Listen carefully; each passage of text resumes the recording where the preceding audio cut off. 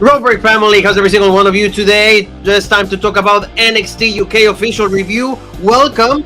We're going to be talking about everything that happened on this show, and this is the best brand in the WWE, and also kicks in the WrestleMania weekend. We have so many things to talk about: Hall of Fame induction, SmackDown, 2 nights of WrestleManias, NXT Stand and Deliver. So a lot of good things, Paul, and I feel that this was a great way to start this show.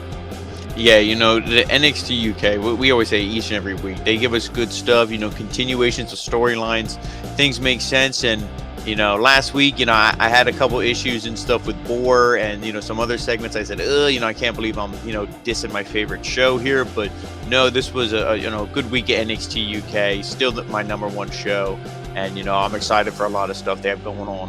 Exactly. So family, thank you so very much for being with us. Don't forget to subscribe, hit the bell for notifications, and be with us for this whole road that is going to be this 3-4 couple of days. So we're going to be actually all over the place. So please stay tuned, because we're going to be talking about every single show that happens. Also like Ring of Honor Supercard, like Paul was saying to me before we went on air. How do they do it? How are we going to do it? We're going to find out. But family, the show started with a match that we actually said that it was going to be a rematch. This is Xia Brookside with Amel. And what do you think about this, Paul? Because we thought that Xia Brookside needed to get the win, first of all. And second of all, she's a heel, so she needed to change a little bit of her gimmick. So are you pleased with what happened or no? Yeah, and I mean, maybe not what I was expecting for, because we knew somebody was going to come. When she called her dad on the phone, she's like, hey, it's time. So you thought, okay, she couldn't get the job done on her own, so that must mean somebody's going to come and help her, or she's going to have a manager to help her cheat, or, some kind of facet. But, no, she looked good in this match. We always say she's a good wrestler.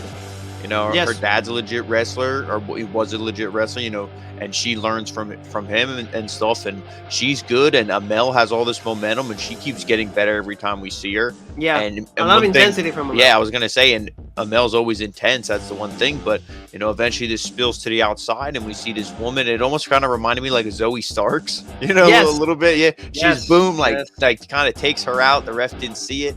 Back in the ring, she hits the angel's wings, or whatever her finishers call. Almost called it the wing clipper, but no, she hits that. Gets a 1, 2, 3, and it was a good win, because this is a feud. You can do a storyline, a feud, book this. There's no title involved. Now it's just, you want to get payback. They cheated to win. I beat you fair and square. You had to cheat to win. Now I want my match. I'm going to beat you again. Or maybe she's going to wrestle this new woman. And they didn't say her name, so I like that. They weren't like, oh, like on AEW, it would have been, oh my God, that's so-and-so.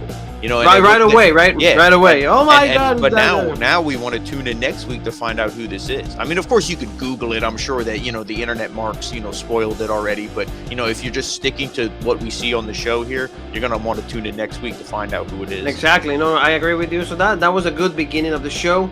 And like you said, I don't have a clue who this woman is, but at least what is the one thing that maybe for some wrestlers that they know that they're a little weak by themselves. Hey, you add somebody else. You add some muscle. Yes. Like you always said, for example, at the beginning with Britt Baker, Reba, and also now Jamie Hayter. Now remember with Waller from NXT 2.0, he needed a muscle because everybody hates him. So there you go. Now they add this missing piece right there. I like that. That was really cool to see. Now she's gonna have somebody that can do the dirty work for her, and that's gonna allow her to win matches.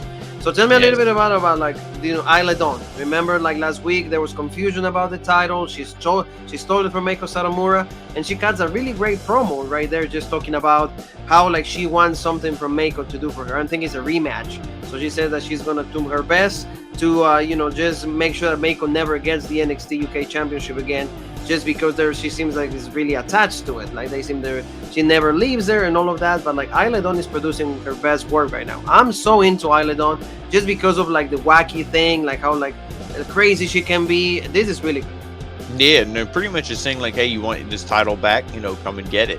So she's pretty goading her into a rematch, and of course, Meiko Satomura, she's not going to back down. She's going to be, come for this championship, or for her championship that was stolen from her. She's still the champion.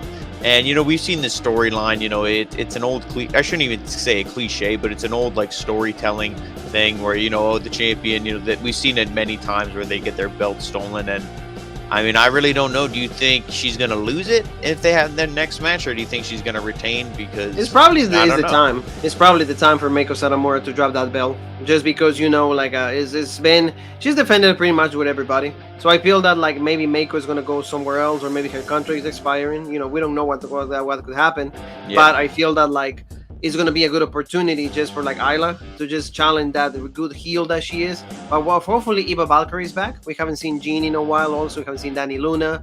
We haven't seen Emilia McKenzie. So I mean, Emilia maybe 2 weeks ago we saw her, but like we need to have like a stronger contender. Eva Isla Dawn is going to be the heel, so we need a strong baby face, and I don't know who could that be. But despite that, really, really great stuff with Isla Dawn. I'm really happy, and like I said, I'm waiting for that rematch. It's going to be really good. Paul, any other thoughts on that? No, I mean, just I think whoever maybe comes out of this Mel Zaya Brookside feud, that could be maybe like another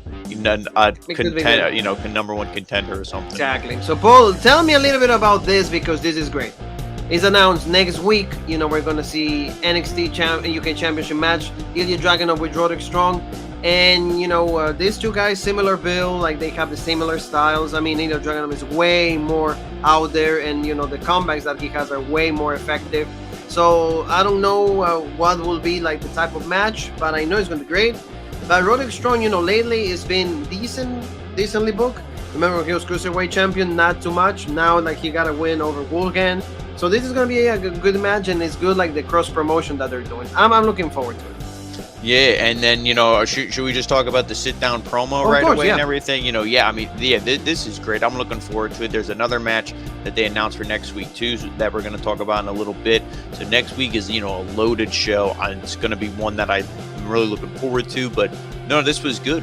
Pretty much both guys said that they're the same every time they step in the ring. They want to get better. They want to be challenged, pushed to that next level. And then he's like, but listen here. He's like, you're not the kind of person who ever had to suffer a loss. Yeah, you always had to grind and go through hell, but you always went up. Yes. He's like, I was multiple time tag champ. I was North American champ. I was the cruiserweight champ. He's a cruiserweight champion. He's like, but was. That means I lost them. So I know what it's like, to lose. He's like, do you? And he's pretty much says like he's gonna like scared of that. And then he's like, well, I turn my fear, and I channel it into something positive, and they get in each other's face. And then you see the intensity, and then it picks up at the end, because in the beginning they were keeping it professional, that they both respected each other. But then boom, at the end there it got heated and it got good. And I'm looking forward to this. Both guys are stiff. Both guys are going to beat the hell out of each other. They're not going to be like flips and jumps and dives and stuff. No, it's going to be hard hitting. It's going to be intense, and it's going to be the match like we saw with most of Dragunov's matches, but especially I think like a match he had with Walter, where you watch it and you go, you could believe it that these two guys are really beating the shit out of each other. Like, it's not like a work. Oh yeah, no, that's the one thing. That's the main thing. They make you believe that like they can have that great match, or like they're actually going for real at it. So that's the like what you want to see, and Roderick Strong is able to produce that. There's not a single feud that Roderick Strong has not been able to give us good matches. That's why he was part of the Undisputed Era. That's why he's been able to hold all those championships, like the multi-tag team champion, North American Cruiserweight. Hey, when he wins the championship, nobody gets upset. It's like, why is Roderick Strong is getting, this title?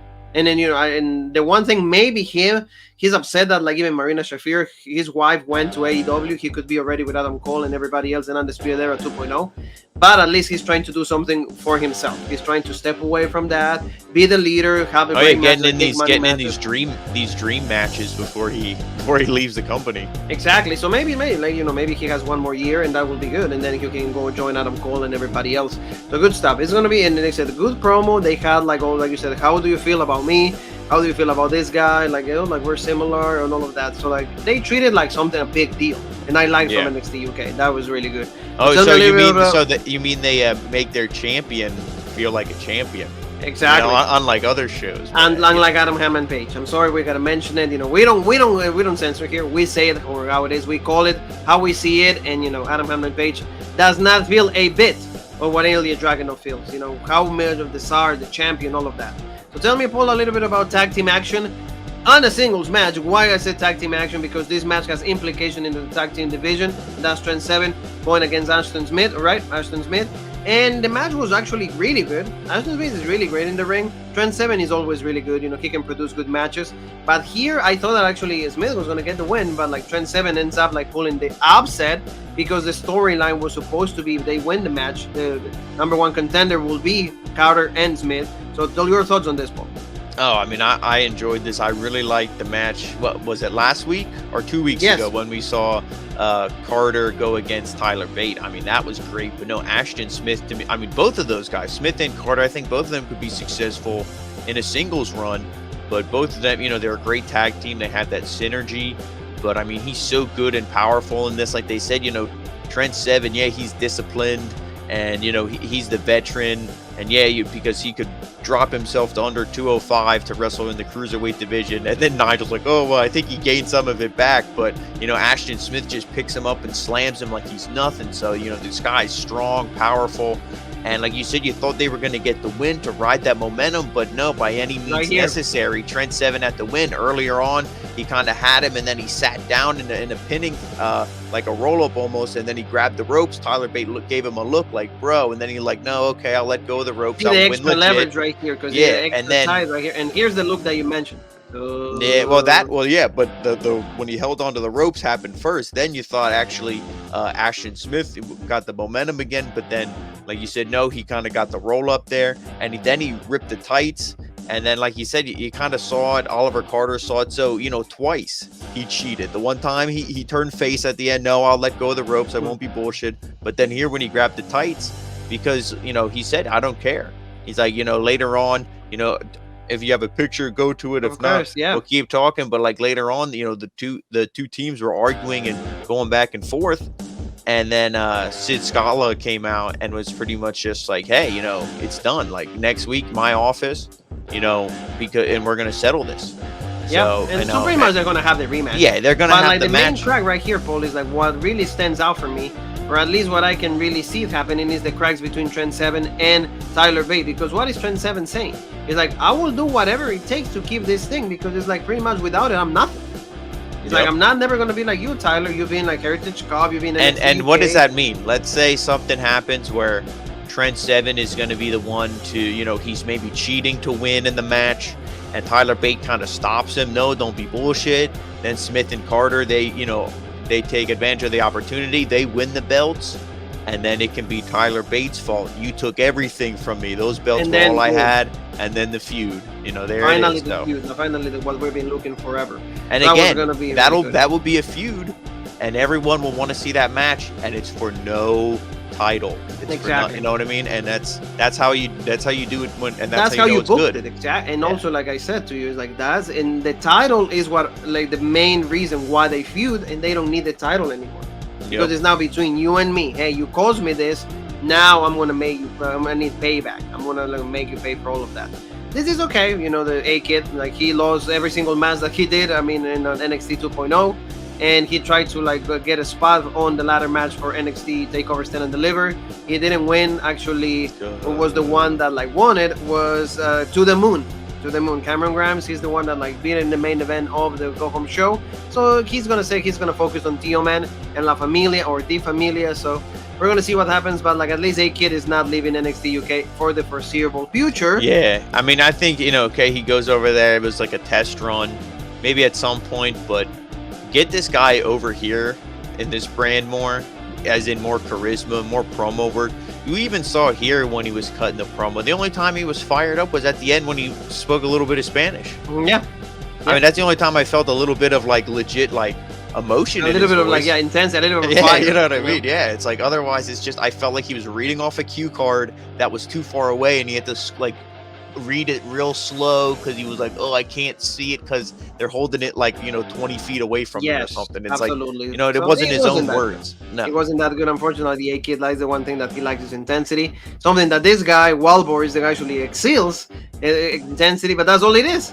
Yeah, the only thing, and the only thing he lacks two things: height and teeth. But, yes. Yes. So like I mean, he just said that he wants Eddie Dennis. It doesn't matter what.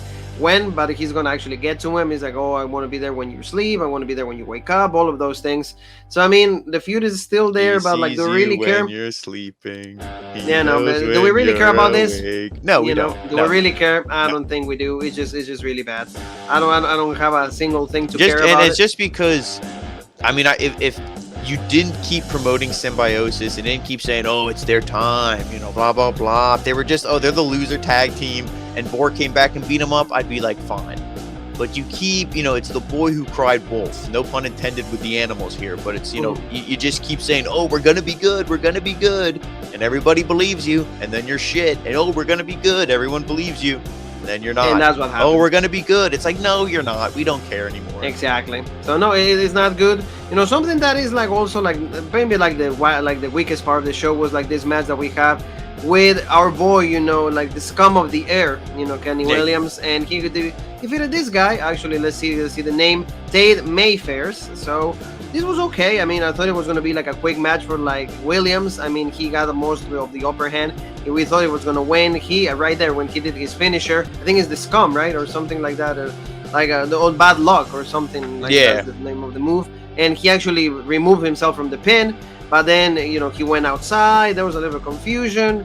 And then Sam Gradwell shows up. And, you know, like he's still chasing after Kenny Williams. So the feud's still on.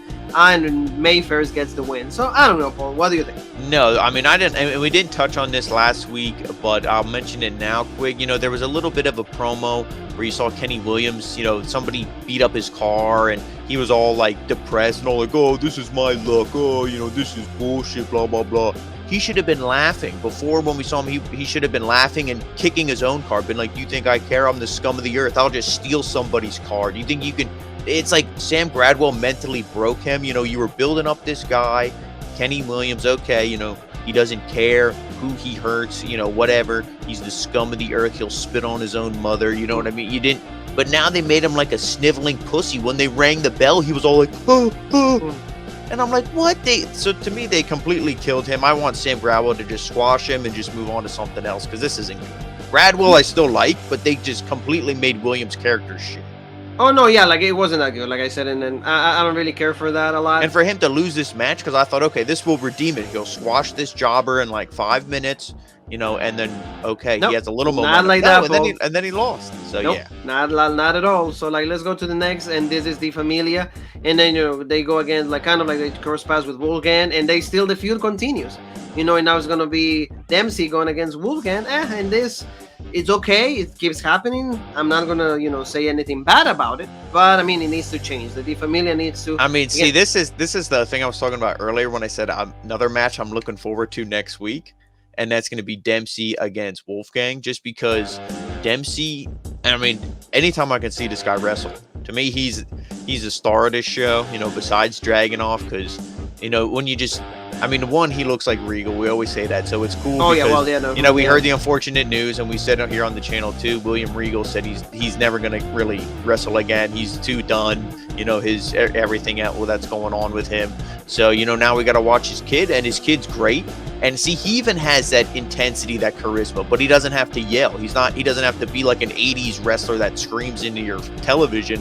He just has that intensity in the ring, and even in his promos, they sound confident and stuff, and he pretty much called out Wolfgang, and I think he's going to win here. So this is, again, good, some momentum, and, you know, we also saw, you know, some promos with the people talking about the Roderick Strong match and everything. Yeah, we got and, you know, McKenzie, Amel. And then Jordan Devlin, you know, to talk about him last week, what we saw, we said, you know, where does he go next?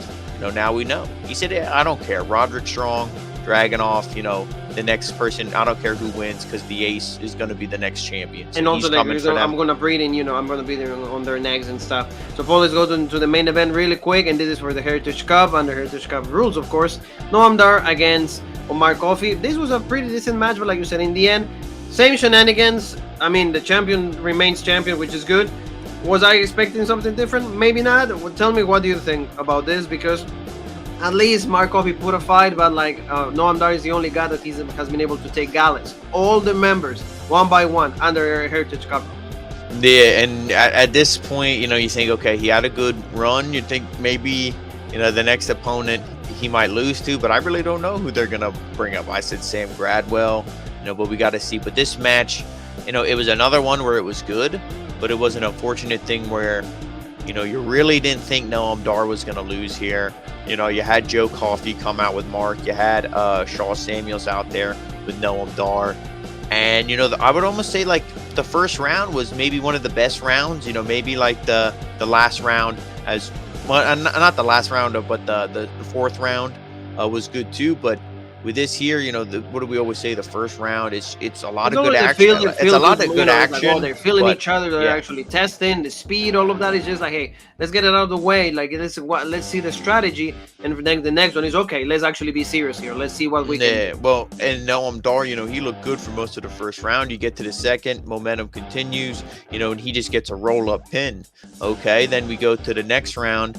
And then it wasn't even his finisher because he just kind of hit like a jumping enziguri, and then Joe Coffey pins Noam Dar. And I don't mind when it's not like saying you have to hit your finisher. I'm not saying, you got to hit, the one move, multiple times in a match, but maybe a submission or something, which is kind of what we saw later on. Yes. Then, in the fifth round, because Noam Dar, he tried the momentum, but he got like a big punch or something right at the end of the one round, and then Nigel's freaking out. Oh my God, no, stop the clock, give him more time, and they're like, Andy Shepard's, no, you can't change the rules, don't be bullshit. And then the bell rings and stuff, and he gets eventually Noam Dar, he gets the jumping knee bar, but then no, the time runs out. And okay, now we're in the fifth round, and it's like, oh my God, he goes for the knee bar again, but he gets out of it, and then he gets kind of like an STF, but like some kind of like a submission, like a crossface almost, and he has him in there.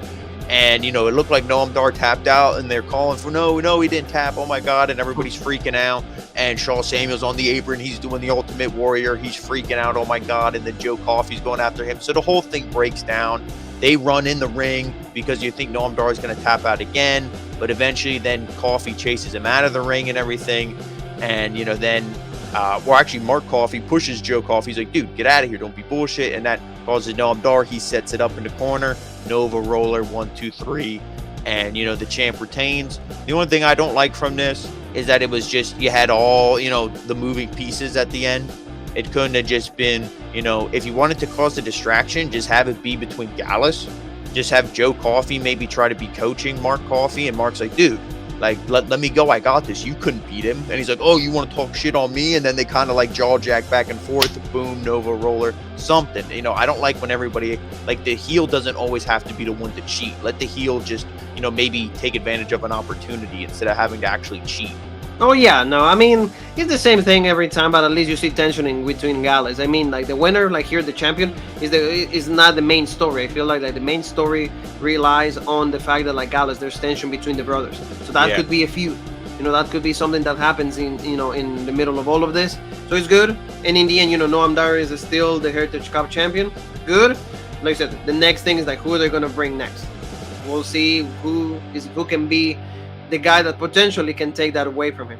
We'll see. I mean, like you said, Sam Gradwell is a great candidate, but he has to finish his feud with Kenny Williams. So aside of that, a pretty good NXT UK, and we're gonna have a championship match next week, so that makes it even better. That's gonna be post WrestleMania. So thank you so very much, family, and don't forget again, help us out with the subscription, help us out, just sharing the links. We have all content here. Like I said, we're gonna have SmackDown, Rampage, we're gonna have a Ring of Honor Supercard, a lot of things. Both nights of WrestleMania, Stand and Deliver. We're gonna deliver the best content for every single one of you. So the only thing you can do for us is at least a subscription. Family, where else can they find us? Yeah, guys, all it takes is 2 seconds. Click the thumbs up, click subscribe, and you're done. That's all we ask. But yes, and also, well, we ask one more thing. Sorry, we're a little needy, but follow us on all of our social medias. That's Rope Break on Facebook, the OG Rope Break on Twitter, Original Rope Break on Instagram, Twitch, and TikTok, and of course, right here on YouTube, the home of the #1 podcast in the YouTube wrestling community, the Original Rope Break. And you and me have one more thing that is left to say, and that is.